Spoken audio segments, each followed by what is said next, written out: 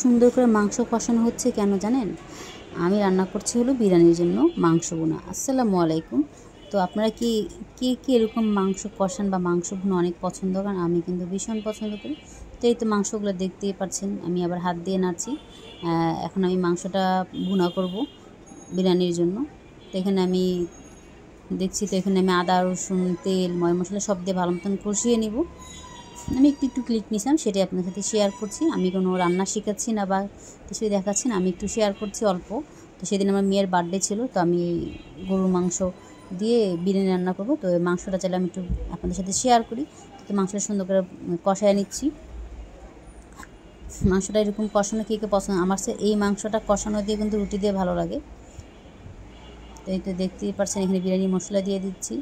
আর যারা আমার চ্যানেলকে সাবস্ক্রাইব করেন, প্লিজ সাবস্ক্রাইব করবেন, পাশে থাকা বেল আইকনটি ক্লিক করে দেবেন, তাহলে আমার নতুন নতুন ভিডিওগুলো আপনারা পেয়ে যাবেন। আসলে ভালো থাকবেন, সুস্থ থাকবেন। আল্লাহ হাফিজ।